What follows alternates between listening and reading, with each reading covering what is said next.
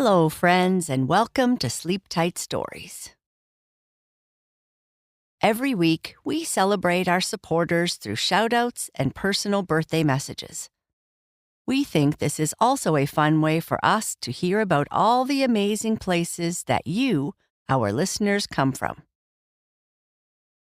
I'd like to say hello to Ira Colhale, who is 10 years old and in 4th grade.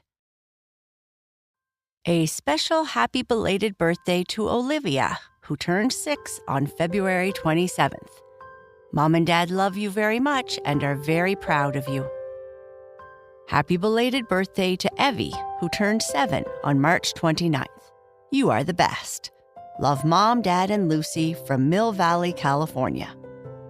Happy belated birthday to Wesley in Spokane, Washington, who turned 9 on April 3rd. From Mom, Kevin, Brother Tuff, the dogs Molly and Bruce, and the cats Sandra, Edward, and Chicken. Happy belated birthday to Blaze, who turned 6 on April 3rd. You make Mommy and Daddy so proud. Happy birthday, sweet girl. Happy belated birthday to Ren in Westfield, New Jersey, who turned 8 on April 6th. Mom, Dad, Izzy, and Midnight love you very much and are so proud of you. Happy belated birthday to Emma, who had a birthday on April 7th. We are so proud of you and we love you so much. Love Mama, Daddy, Christian, Aubrey, and Luna. Happy belated golden birthday to Stella in Rogers, Minnesota, who had a birthday on April 7th. Love Mom, Dad, Hayes, and Boone. They are so proud of all that you do. Happy birthday to Stella Athena, who has a birthday on April 8th. Mama, Papa, and Penelope are so proud of what a smart, strong, and kind girl and sister you are. Happy birthday to Amina Fall from New York, who is turning 9. Aisa, Mom, and Dad love you dearly. Happy birthday to Eveline and Octavia from Romania, who just turned 8 and 5 years old. Alexa wishes you happy birthday and a great holiday with us. Happy 5th birthday to Elise on April 9th. Mom and Dad love you so much and know this year ahead will be incredible. You are so brave and funny. And happy birthday to Sophia, who is turning 8 on April 10th. Your mother and father love you very much and are very proud of you. To reserve your special shout-out, please visit sleeptightstories.org/support. We can't wait to celebrate with you. Now, on to our story.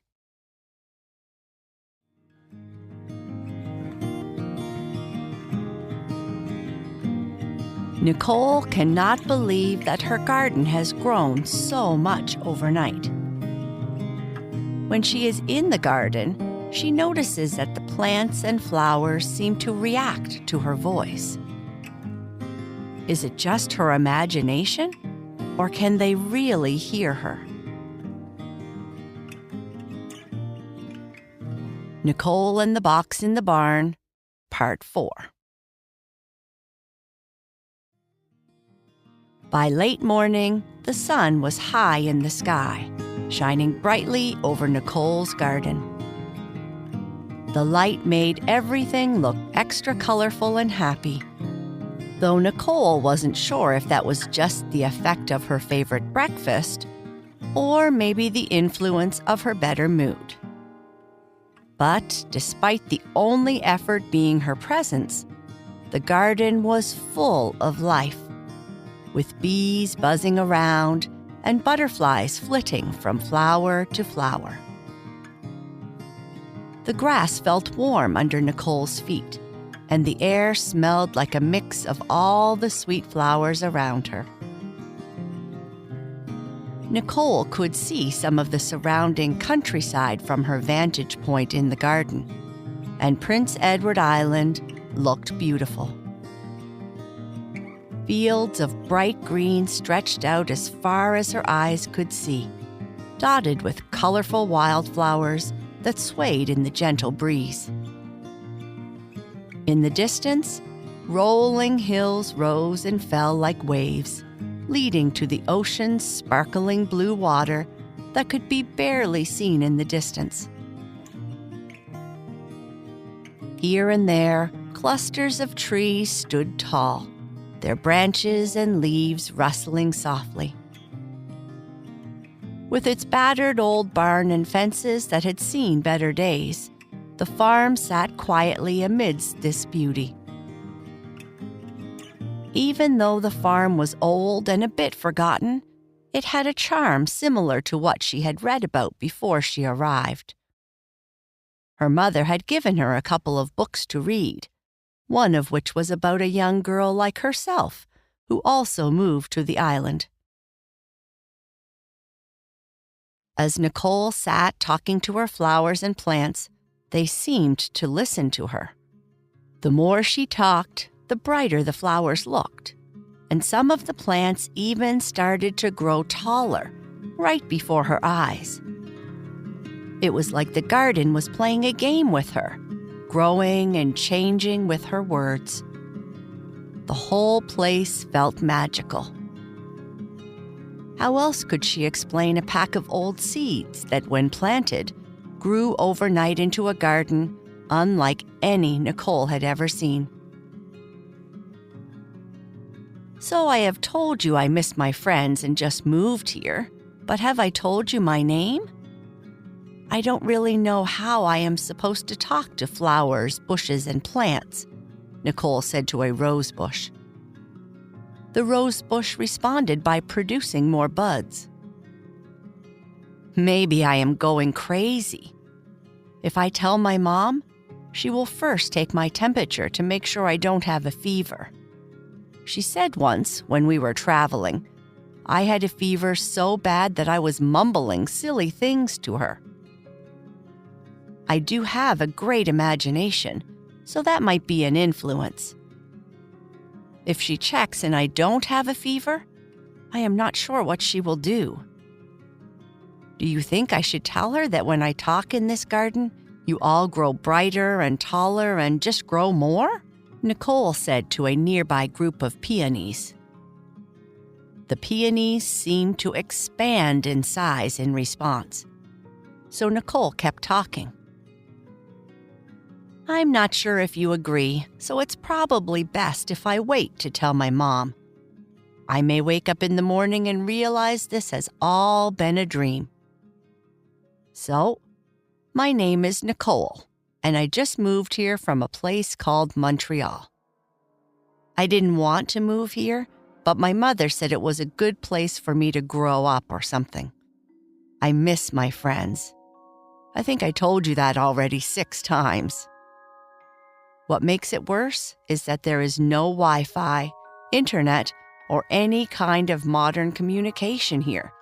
It's like we have gone back in time or something, so I can't even talk to my friends, except by sending them green bubbles, which isn't as fun as sending pictures. Nicole noticed some strawberries in the distance getting fatter and juicier looking, which caused her mouth to water. Normally, she would eat all strawberries on sight, but she hesitated since they might be her friends now, and that might not be polite. The pond on the other side of the garden seemed to have fish jumping out of the water. This is one special garden, Nicole whispered to herself. Anyway, it's just my mother and I. My daddy isn't with us anymore, Nicole said, looking down at the blades of grass. A flower seemed to wither beside her. It's okay. I'm not sad. It was when I was really young. Afterwards, my mother took me traveling all over the world. I don't remember much about those days except for the pictures. But I went to elementary school in Japan and Taiwan for a while. My mother has pictures of her and me hiking in the mountains, riding elephants, and canoeing in these crazy fast rivers. Eventually, my mother got tired of traveling, so we moved to Montreal, where she grew up. My dad is from here on the island, which is, I guess, why we are here? This farm used to be in his family or something, but no one has lived here for a long time," Nicole said, her mouth getting dry from talking so much. "I haven't talked this much since I had a sleepover with my bestest friend, Michelle. Even though we weren't allowed, we would stay up super late talking about all kinds of things. We would also eat too many chips and cookies. I miss Michelle, and she says she misses me too." "How long have I been sitting here anyway? Time certainly goes by quickly when you are talking to sunflowers, roses, and peonies," Nicole said with a laugh. Nicole sat on the grass for a while, quietly watching the garden grow before her eyes. She started to feel a bit sleepy, and the grass felt pretty comfy, so she laid down and stared up at the fluffy clouds that seemed to always be present in the sky. They looked a little like cotton candy or maybe ice cream. Ice cream was her absolute favorite treat. As she was just about to drift off to sleep, something caught her eye. In a corner of the garden, surrounded by trees, tall bushes, and flowering plants, was a doorway. It was made of wood with vines curling around it, almost like the garden was trying to keep it a secret. The door looked like it belonged to a storybook, and it seemed very mysterious. Nicole couldn't believe she hadn't seen it before. What could be on the other side of that door? Where could it possibly lead? Nicole got up and walked the short distance to the door. She couldn't see around it. The trees and bushes stopped her, and the area just beyond the door seemed shrouded in the same fog that the garden was shrouded in when seen from a distance. "This is strange," Nicole said to herself. "Why would you have a door at the edge of your garden? Was there an old shed there at one time?" Nicole walked closer. The door was old, with a rustic look that made it seem like it had been there for hundreds of years. It was simple in design, with sturdy planks held together by iron hinges that had rusted over time.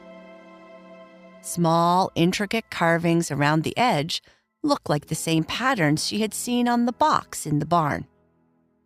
"Well, I guess the only way to discover what is beyond the door is to open it," Nicole said, looking at a rose bush to the door's side. She laughed at how quickly she became comfortable talking to the plants in the garden. She turned the doorknob and pulled. It was locked. She laughed. A locked door that doesn't seem to lead anywhere at the edge of a garden that grew overnight, where the plants respond to my voice. That sounds about right. Seems like something from the series Howl's Moving Castle that Michelle used to read with me, she said as she gave the door another pull. It still didn't open. Nicole noticed there was a small keyhole under the handle. The possibility of finding the key that opens this door after all this time? Unless that is what the key in the box opens? Nicole said to the vine surrounding the door, which responded by growing ever so slightly. Just then, her mom called out, "Nicole, time for lunch." But Nicole barely heard her. All she could think about was the hidden doorway and what might be on the other side. She crouched down and tried looking through the keyhole, but saw nothing but the green of bushes. Maybe on the other side is a magical field of potatoes, where they grow already baked, with sour cream and cheese inside, she laughed. The thought of baked potatoes reminded her that she might be hungry, so Nicole called back, "I'll be right there, Mom." Lunch wouldn't take too long, and afterwards, she could go and get the key from the barn. If the key opened the door, she would have all afternoon to explore what was on the other side. Nicole hurried back to the house, ran through the back entrance, kicked off her now well-stained sneakers, and walked into the kitchen. "Well, don't you look nice, all fresh and rosy," her mother said. "I told you that the fresh salt air of the island was the greatest healer." Normally, Nicole would argue with her mother, but she felt more content now than she had since this move was announced a few months ago. She and her mother had had daily arguments since. "It is a nice day out there," Nicole said, "and, my garden looks pretty magical." Nicole's mother looked out the window and saw only the same weird fog around the plot of land. Everything else was weeds and old fallen-down fences. Not wanting to argue with her daughter, she replied, "You always had a way with plants, sweetie. I made us some crusty sandwiches for lunch, just like we used to always have. And I made a magical potato salad with cheese." "It looks delicious, Mom," Nicole said, thinking again that a magical potato field might be behind the door. Nicole ate her lunch faster than ever before, excited to go outside again and see what was on the other side of the door. "I need your help this afternoon," her mother said. "I need to go to town, and I thought you could come with me. I need your help carrying some of the stuff we need to the car, and I thought we could stop for ice cream at that place downtown. You have been asking for ice cream for a while, and there is a place we could sit, which I bet would have Wi-Fi." Nicole had wanted to have some of that ice cream since they arrived, but her mother had been too busy trying to make the old, rickety house fit for them to live in to spend too much time in the city. But Nicole was more interested in seeing what was behind the door than ice cream. Nicole's mother sensed her hesitation. "It is a beautiful day, but why don't we spend time together downtown, sweetie? It will be fun. And think of the treats." Nicole thought for a moment. Perhaps discovering what was behind the door could wait until later. It might be nice to spend some time with her mother when they weren't covered in paint or dust from working in this house, or arguing while packing boxes for the move. And ice cream would be great. "Okay, Mom, I guess I should put on jeans that don't have grass and mud stains. I'll just go get changed and come right back down." Wearing clean jeans, a t-shirt, and her now dirty sneakers, Nicole climbed into their SUV and, as they left, looked into the distance at the garden, whose plants, swaying in the breeze, seemed to be waving to her.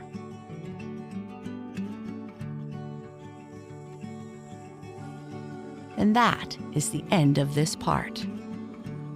Good night. Sleep tight.